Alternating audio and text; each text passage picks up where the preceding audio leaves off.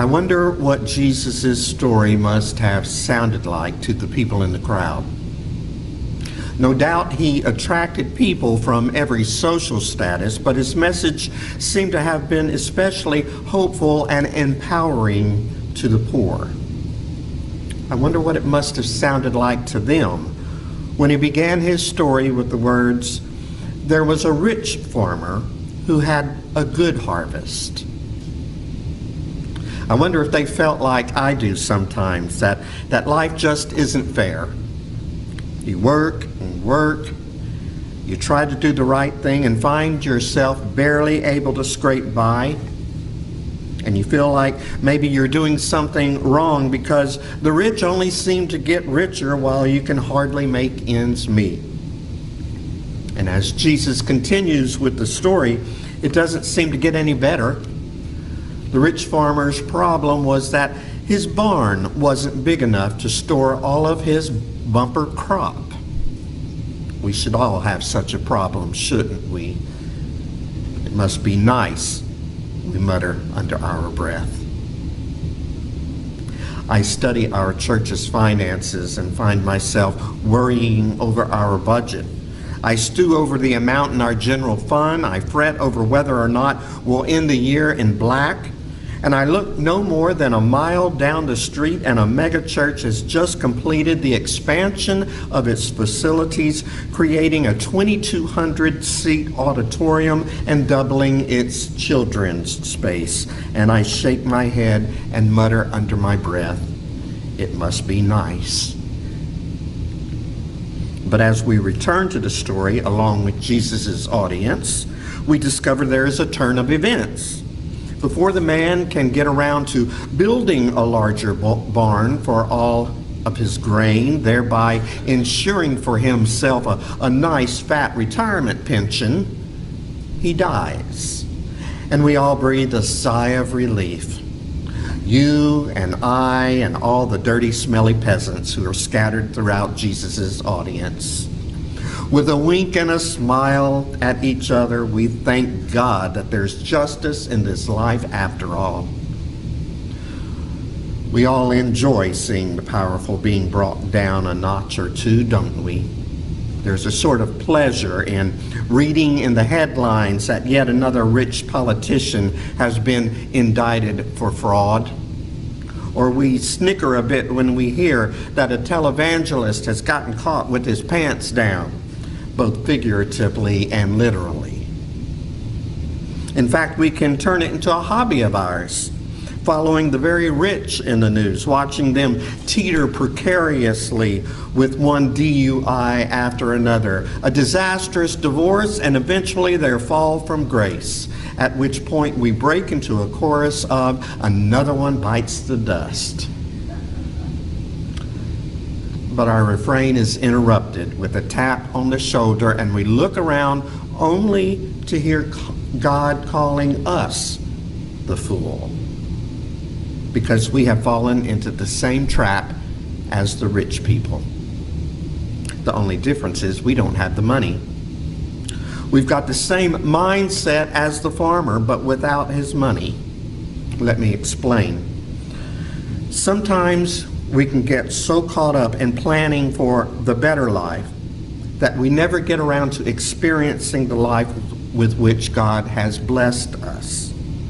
We are always looking at the greener pastures on the other side of the fence. The rich are building bigger barns in anticipation of even better days on the horizon, while the rest of us are fantasizing about their imminent downfall.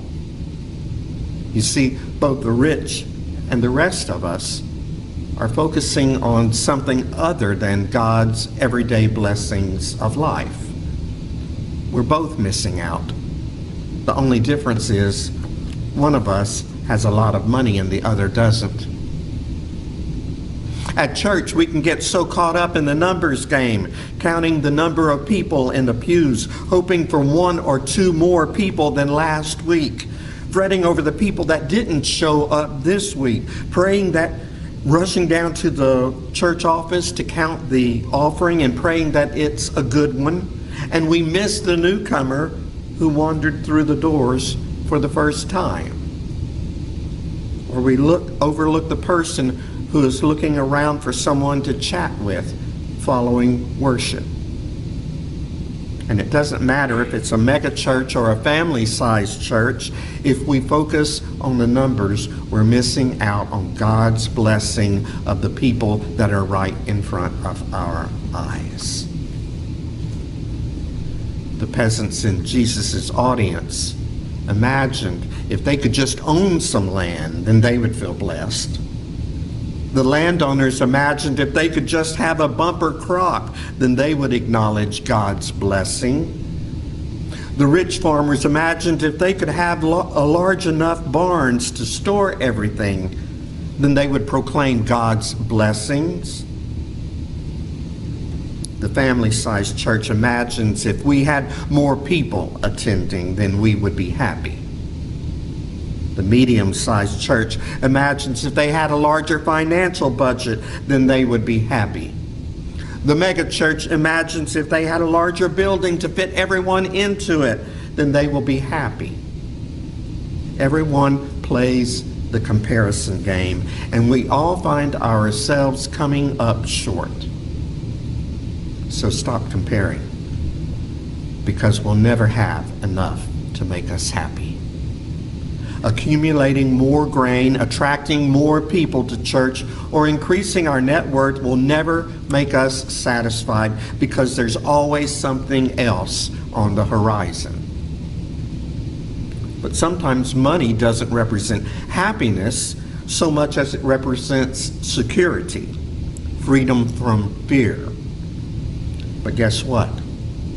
No matter how much money you accumulate, no matter how many things you acquire, it will never be enough to keep you from waking up at night afraid that you're going to lose it all. So what's the solution? Where does it all end? It kind of makes you want to throw your hands up in the air and exclaim, as the author of this morning's first reading did. Smoke, that's what it is. A bad business from start to finish. So what do you get from a life of hard labor? Pain and grief from dawn till dusk, never a decent night's rest. Well, Jesus doesn't provide us with the answer in the parable. He doesn't come right out and say it, but it seems pretty clear that Jesus recognized that bigger barns weren't the answer. There is no joy in life lived for bigger barns. Jesus didn't give the answer in the parable, but instead he lived it.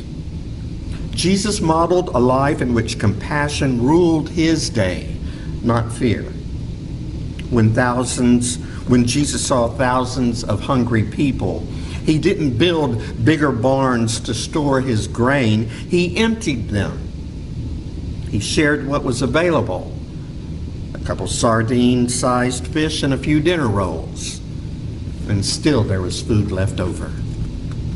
When the towns brought all their sick to be healed, he didn't keep his healing powers to himself. He healed everyone who asked, all through the night. When he sat down to eat, he did it indiscriminately so often that he developed a reputation for eating with sinners. Jesus didn't accumulate the stuff of life. He emptied himself of it. He poured himself out upon everyone he encountered. He had compassion. If we are ever going to experience happiness in life, it won't be by building bigger barns. Satisfaction will never be achieved by acquiring more of something. It will only happen as we imitate Christ by emptying ourselves, generously sharing what we have with others, showing compassion to our neighbors. As a saint once said, "For it is in giving that we receive, it is in pardoning that we are pardoned, and it is in dying to self that we are born to eternal life. May compassion guide our steps, and may generosity be our response to the needs of the world today and every day. Amen.